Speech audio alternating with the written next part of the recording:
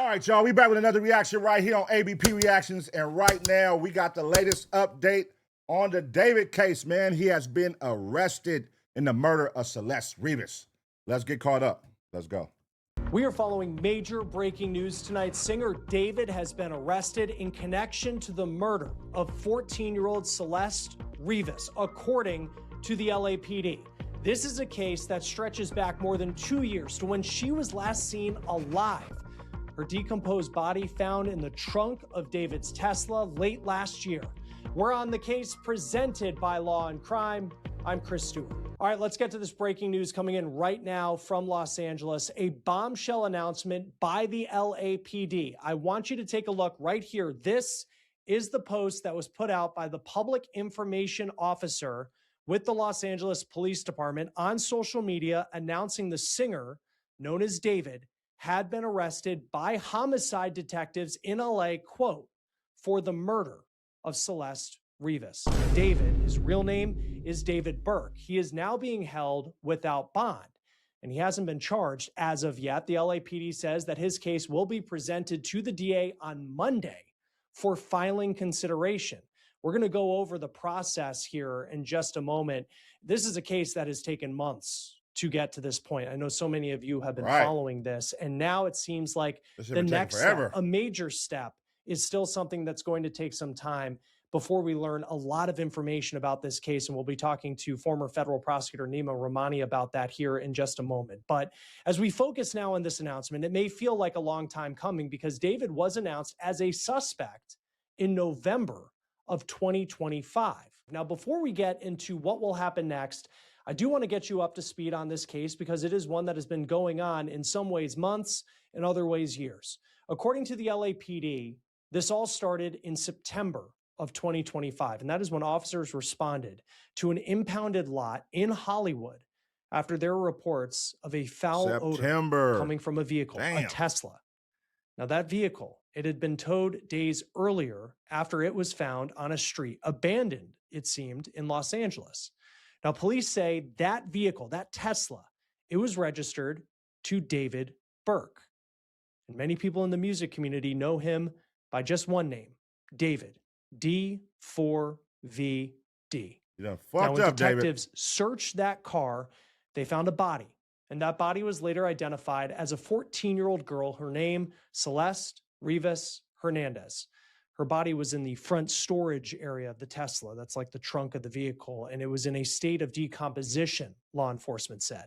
Investigators have said that Celeste may have been dead for weeks before she was discovered. The teen's mom told investigators that she was last seen and heard from in April of 2024. So here we are in April of 2026 with David now under arrest in connection to her murder. The last time she was... So her mother ain't heard from her since April 2024. They found the car September 2025. And now it's April 2026. Damn, 2 years to get some closure. Well, it ain't even closure because they just arrested him. That don't mean he's guilty yet. Like, that don't mean he still got to get trialed. Damn. That's crazy. Seen alive, according to her mom, all the way back roughly 2 years ago. Her mom also added another point about her daughter, and it was that she had a boyfriend named David. Now, by late 2025, sources were telling ABC News that David was being considered a suspect in the case, but no charges had been filed. Yet behind the scenes, a grand jury had been hearing evidence in the case, including Burke's reported travel to the Santa Barbara area of California during the spring of 2025 and a search of the Hollywood Hills property where he was reportedly staying and reports of a high heat burn cage found at that location. Then we go to January of this year, 2026. David's alleged close friend, a man named Neo Langston, was arrested in Montana for failing to appear as a witness in a Los Angeles grand jury investigation. And this was his boy right here, y'all. This was his boy, but they ended up falling out behind this shit. A week after that, Langston was spotted entering a Los Angeles courthouse and reportedly testified before the grand jury. But since then, for the most part, frankly, crickets in this case. No real developments, of course, until now. Joining us now to talk about this breaking news, former federal prosecutor Nema Romani, president of West Coast Trial Lawyers. Always great to have you on Law and Crime. Big story out of Los Angeles tonight. Just what's your reaction? Because we have been covering this for so long about David's arrest. Chris, my reaction is better late than never. I think this was something that we've all been expecting. When a body is found decomposing in the frunk of your Tesla, and there has been a young girl who's been missing for quite some time, and there's plenty of evidence that she ran away with you or a member of your entourage. I think there was a lot of evidence here pointing to David, and really the question was, what really took so long? And that's my thing. Like, who else could have possibly been in the picture that they was like, that's the thing, they haven't gave us much information. So it's like, who else was y'all looking into? Like, who else could have possibly been responsible? Like, y'all ain't, like, it seemed like all roads led to David from the outside looking in. Like, everything just, it was just the dumbest shit. Like, huh? It just all led to him. But it was like, is there any more suspects? Who else could it be? We haven't even heard nobody else's name beside it. Like halfway, wait, that was like September. This happened. They didn't say the manager's name till like December, January. That's like the first time we heard a second name mentioned. And then when this court shit started, that's when we heard the best friend's name mentioned. As like all this time, there hasn't been like no other names mentioned besides his. So of course, us, the public, we're going to be like, hey, it can't be nobody else but him. Shit, it don't make no sense. I think my initial reaction is, I live and work in LA. I respect law enforcement. Things can move slowly here. But I think this investigative grand jury, I think, really is the answer. I think the DA wanted to lock in some members of David's inner circle to make sure that they cooperate, they don't go sideways at trial. And I think that's what they were waiting on before they ended up arresting. So the announcement that came from the LAPD's PIO account says he's been arrested in connection to the murder of Celeste Rivas. And then it says that he's being held without bond. And then the case is going to be reviewed by the DA's office on Monday, or it goes in front of the DA's office on Monday. Like, if you can just walk us through the process of how that works, as opposed to them saying tonight, he has been charged with this and he's going to make his first appearance tomorrow. Well, typically, when you're talking about the DA, it's a reactive case. It's not like this. Law enforcement, they arrest someone, they prepare a report, that file lands on the DA's desk, and there's a charging DA that makes a decision. It's a little bit different in this case because it's more of a proactive investigation. Obviously, Celeste Rivas has been missing for quite some time and has been dead for also quite some time.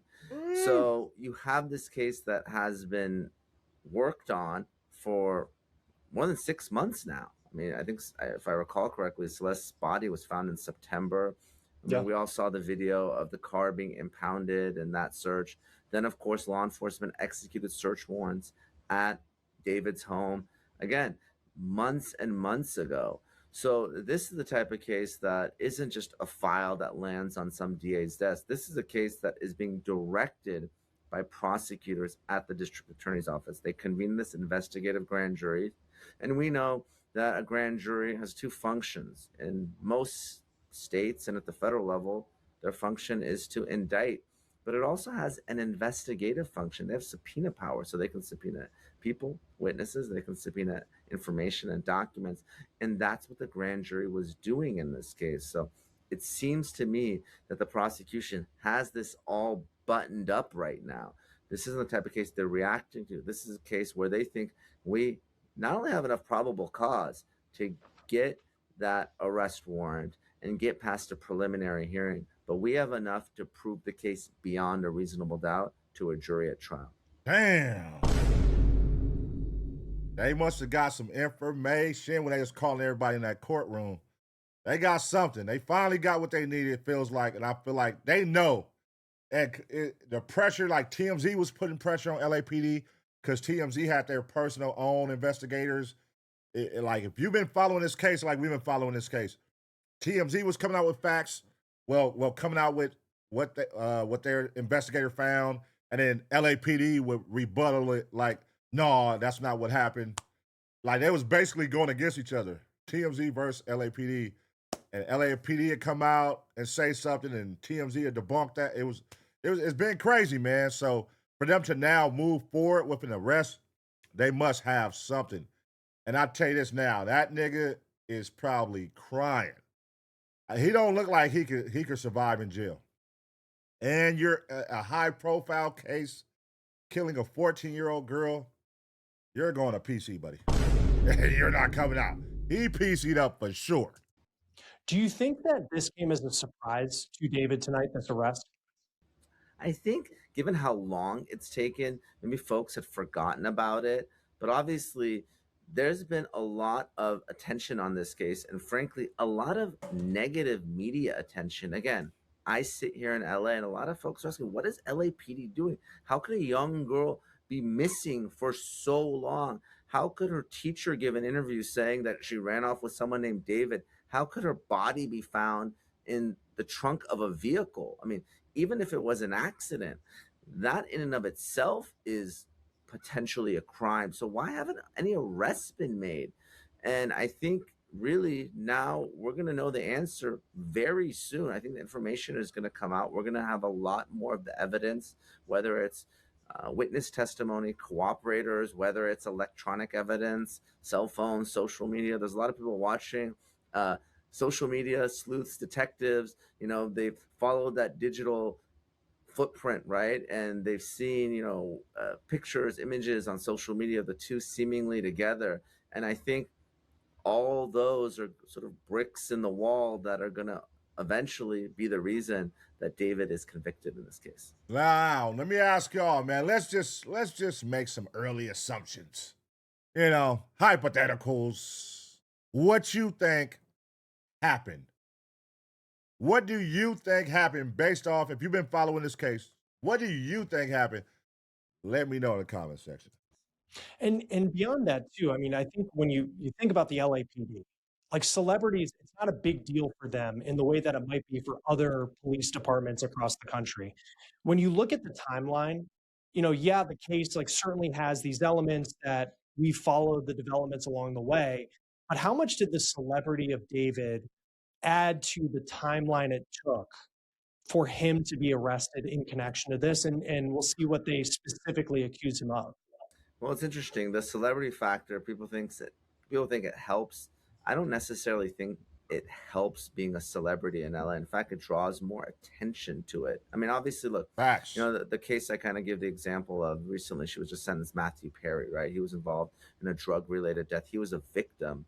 But the fact that, the ketamine queen, Jasmine Song, killing Matthew Perry, that, and again, I'm not naive, that case was treated differently than the 2019 case when she killed someone with ketamine. So, the celebrity factor draws attention to it. The reality is we're talking about the case here on Law and Crime because it's David. And, there are many young girls that go missing, and I'm not talking about it. I'm not asked to speak about it. And it doesn't. Hold on. Let's be real. I didn't even know who the fuck David was before this shit happened. So this case alone and like the media putting the light on it definitely opened us up to this nigga. It hasn't made me go listen to his music besides like that first week to see who he was, but we now know his name. I swear to God. Did y'all know David's name before this situation? So now you got a lot of people, and it's a simple name to remember, David. So now you got a lot of people interested in asking like, hey, what happened with that case with the little girl and the David guy? What happened with that case? So it's like, it's a high profile case. Everybody was talking about this case, man. And it doesn't make sense that an arrest wasn't made in a timely fashion. And that's what made everybody like, wait a minute. Why hasn't an arrest been made? What is really going on? Then it started getting in a weird space.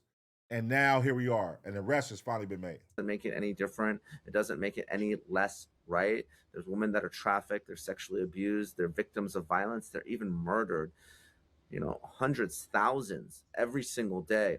So I think the celebrity factor probably ended up drawing more attention to it, both law enforcement and prosecution attention to the case because of who David is. Right, and even when you think of LA, I mean, we've talked about Nick Reiner recently, very different circumstances in that case, but I mean, just the amount of attention, the amount of cameras at court when he makes an appearance, it's just different than other families that have dealt with issues like that. When you look at this case going forward, I remember Neil Langston, one of David's friends, he gets arrested for not cooperating with this grand jury. What stands out to you just about the way, from at least on the outside, it seems that prosecutors have been going about this? Yeah, think about that case. If I recall correctly, here's someone who refused to testify before the grand jury, and the DA's office went out of state to get an arrest warrant to bring him back to California. I mean, that's how seriously they're taking this case, if I recall correctly. So this isn't any other case. This isn't any other runaway. This isn't any other young girl who is the victim of violence. I mean, this case has been treated differently, as it should. Look, I wish LAPD had unlimited resources and time to go after all these cases, all these young girls. Their lives matter. And it's sad that this is unfortunately a tale that's all too common. Obviously, we don't know what happened here. We don't know if it was an accident. She was murdered intentionally. She overdosed. She was trafficked. I mean, there's all sorts of speculation out there. I don't know exactly what happened. But what we do know is And this. you got to remember what makes this shit sicker is he started fucking with her at 12 years old. At 12. This is a young girl that was missing for quite some time. She had run away at least once before, and it took a very long time to find her. So I think during that time period, there's going to be a lot of evidence. Obviously, we've seen some of the video evidence the last time she was seen. Again, I expect there to be a lot of digital evidence. It's going to be a strong case, I think, when it's all said and done. And when it comes to just kind of how the mechanics of the whole situation works out. So if he's arrested tonight, he's being held without bond. He hasn't specifically been charged with anything. And then you have, on Monday, it's going to go in front of the DA. Like, how are you able to hold him for that long a period of time, even through the weekend potentially? So yeah, these Thursday arrests oftentimes end up with a Monday arraignment because of the time period. Typically, you have about 48 hours to be brought before a judge, but it ends up being the next court day. So that's why the initial appearance will likely be on Monday, where David will be arraigned on the charges. Those charges will be read aloud in court. Expect his lawyer. I think he already has a lawyer, based on some of the statements that were made last year. Expect his lawyer to enter a not guilty plea, and then the process starts. Again, if it's a grand jury indictment, which is not typical, there won't be a preliminary hearing. But usually here in LA, the district attorney proceeds by a complaint and a preliminary hearing. And again, just because there's a grand jury, I believe it's just an investigative grand jury. They'd have to convene another grand jury to indict. And I don't think that's what they're going to do. Typically, what they do is in LA, they charge on a complaint. Then, after some period of time, there has to be a preliminary hearing. And at that preliminary hearing, the judge determines whether there's enough probable cause to move forward to a full-blown jury trial. So the DA will present some limited evidence, usually through a handful of law enforcement witnesses, and this process is going to get started. They're going to be on this nigga ass, man. They're going to be on this nigga ass. You know what's crazy? Okay. They done put like so much light on this case. Even if he goes and get not guilty, let's say it's not him. Even if it's not guilty, so many people was introduced to him because of this case. It's going to be hard to shake that. Even if he get not guilty, like that, he was the nigga who killed the 14-year-old girl. It's still going to be niggas calling him a nigga a pedo regardless. You're going to be a pedo off the rip forever. So you're never shaking that title. But it's going to be a lot of people who still, even though you get not guilty, nah, he did it. He's guilty. Nigga. So I don't know how that's going to work out as an artist if he gets not guilty. Can he still thrive as an artist with being a known pedo and then a potential murderer and just got off not guilty? And that was kind of my next question, because we don't know specifically the cause of death. At this point, we know the state at which her body was found, sadly, but then we also don't know what the charges specifically he's going to face. How much may we learn, knowing how much in LA and in California when it comes to, I think of a state like Florida, and you can find the probable cause document online. How much might we learn on Monday if that's when he's arraigned on something? Well, I think we're going to learn a lot. Obviously, the nature of the charges. So you have first degree intentional murder, you have special circumstances, you have second degree murder, you have manslaughter if it's an accident.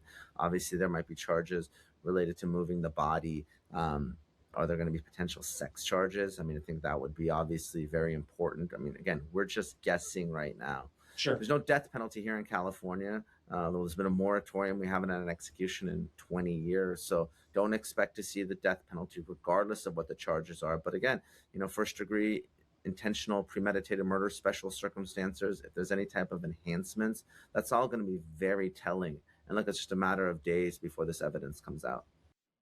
And when you think about moving past Monday, and again, this has been a case that has developed, it feels like very slowly, and very much under wraps outside of the reporting that we've seen.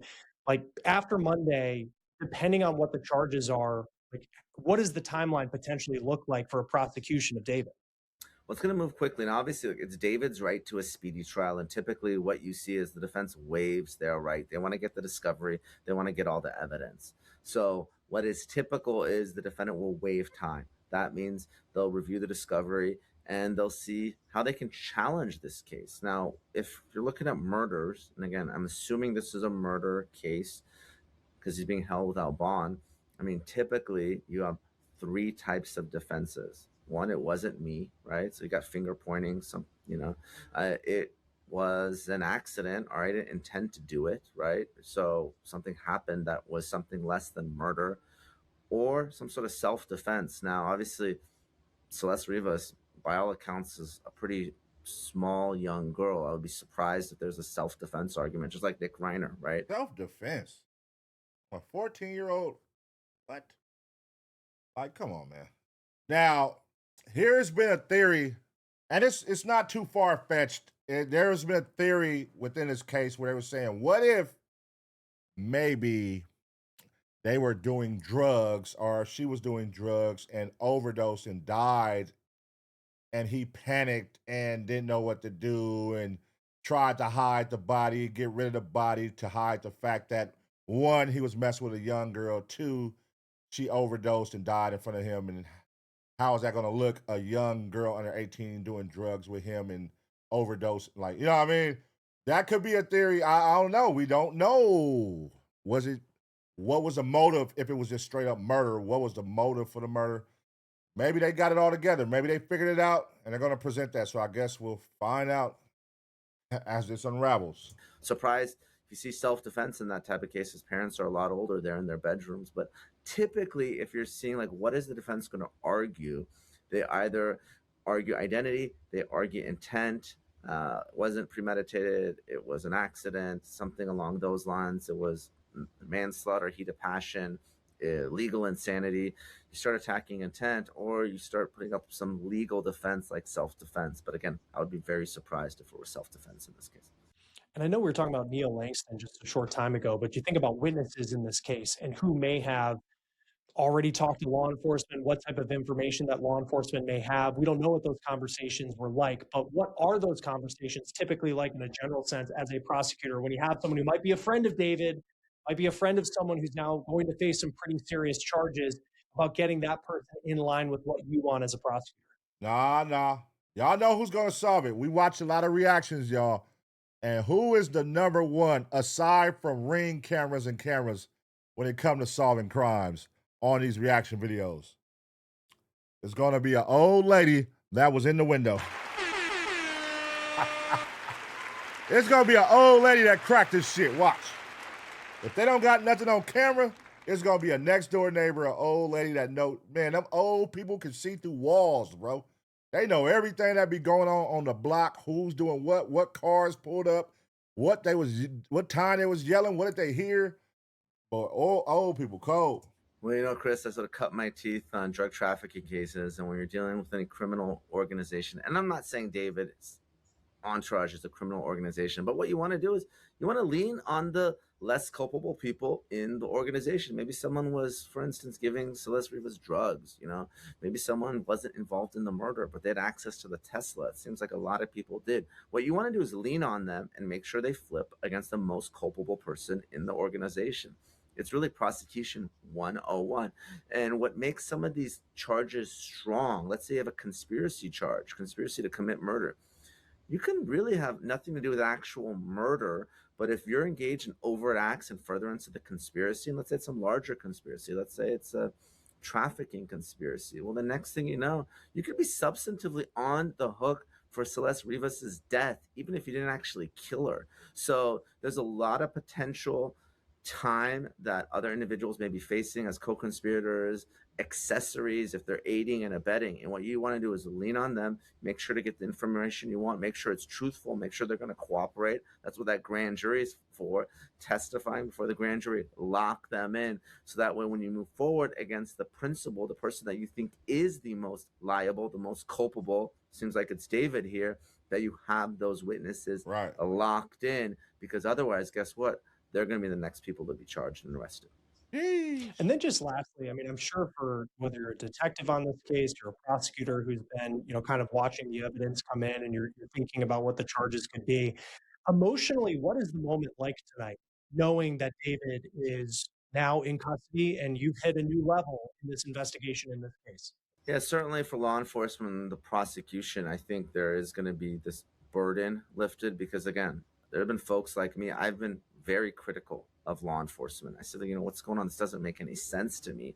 Why hasn't an arrest been made? If it's not David, who is responsible for this? So, Hey, imagine being the father of Celeste going through all this right now, knowing that your daughter ran away. Because you got to remember, she was gone for a year.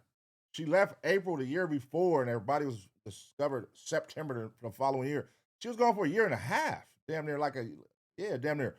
And being a father, and then finding out this is the nigga she was with. He's a famous artist. You know what I mean? And he hasn't been charged, and he's still out right now. He's still free. All this time, he's been free for 6 months. Since his name came up, since she was found in his car, since it was exposed, he's the guy that she was staying with since she's been gone. Because the family filed like a missing report. Remember, they filed a missing report, so she was confirmed missing. And then they find my daughter. My daughter's dead, and the nigga who she was with is still alive, and he's out. I'm surprised the dad didn't try to get to this nigga, man, and take his head off. He's been out for 6 months. Damn. I think there is that relief, but now the real work starts because now you have a lawyer on the other side, and David has money and he's already lawyered up. At least that's my understanding. That's going to fight this tooth and nail. And because there's no death penalty in California, and because you're not going to give a discount on this case, you're not going to give David, if he really was involved in sort of recruiting or enticing this girl, potentially kidnapping her and killing her, are you going to give him anything less than life? So there's no real deal to be had here. There's no death penalty to take off the table. So this is the type of case that's very likely going to go all the way to jury trial. That's just the reality of it. So, but if you're talking about the people that I've been thinking of, it has to be Celeste Rivas's family. I can't imagine what they've been going through all these years. Your young girl goes missing and then she's found dead, and you really don't have answers. So hopefully the family can finally get some answers for everything that they've suffered through. That's crazy. No, very well put. Former federal prosecutor Nema Romani, president of West Coast Trial Lawyers. Big breaking news tonight out of Los Angeles. Thank you as always for being with us on Law and Crime. Of course, Chris. Thanks for having me as always. All right, just before we go, I just want to reiterate this news once again and what we know at this point. We know that David has been arrested in connection to the murder, and murder is the word that is being used here by the Los Angeles Police Department in connection to the murder of Celeste Rivas. And this is key, as he's being held without bond right now, we don't know what charges he's going to face, but this case will be presented to the district attorney's office in LA on Monday, and we'll continue to follow this closely. Yeah, man. Golly. Sad situation, man. Rest in peace to that young girl, Celeste. Rest in peace to that young girl, Celeste, man. And I hope the family get closure on that one. That's a sad situation. Gone at a young age, 14, missing for a year and a half, and then to be found dead. And in the fashion that she was found dead. Like in the trunk the frunk of a car decomposing and decapitated. It's like, oh, as a parent, that would crush a nigga. Like, what? Hearing that your child was found in the trunk of a car and decapitated and decomposing, and it's like, oh, that gotta be crushing, man. I gotta be crushing. I mean, I believe she had a brother too, right? Had a brother. Like, I know that shit gotta be. Yeah, I know people gonna say, oh, the family didn't care. I know I done seen that narrative too, but it's like, no, y'all can't say that, man. Y'all don't know. Y'all don't know. You can't say what if they cared or not. I mean, I would think they put out missing report shit, nigga. I mean, they didn't know where she was at. Even though on fucking what's the shit? Reddit, they on Reddit saying the shit. They know that's his girlfriend. They know she with him. They doing lives. I don't know, man. It's weird. This is one of those situations where we're gonna have to wait and hear all the facts, because I feel like that's what they was doing, trying not to spoil anything. They had to be, because it felt like LAPD didn't care, but I'm gonna say that they did care. They just didn't want to jeopardize any details and facts they had and trigger anybody to run, or because I don't know. This doesn't give like one person responsible. Somebody had to know. Somebody else had to be either in on it or had to know. There's no way nobody else knew that he just got this off. If it was him, that he just got this off, didn't tell a soul, and everybody like, the girl, mind you, the girl is with him for a year and a half. All of a sudden, she's no longer there. That would raise some questions, right? If you're somebody that's around him all the time. Hey, where's Celeste at? Where's Celeste at? Hey, we ain't saw her. Hey, we finna go on tour. We gonna notice you ain't talking to her on the phone. You ain't do. It's gonna be like you gonna pick up on shit your homie ain't doing. Like, you know, you probably not think she's dead, but you would definitely ask, and it got to be somebody he told. Like, hey man, look, you know what I mean? I guarantee it. It's all gonna come out, man. We gonna find out. Let's see what happens, man. We'll keep you updated on this as the updates roll out. You feel me? Let me know what y'all think really happened, man. Is he responsible? Do y'all think he's responsible? Let's find out, man. I'm gonna give y'all 2 seconds to smash a like, and as always, get ready for the next reaction.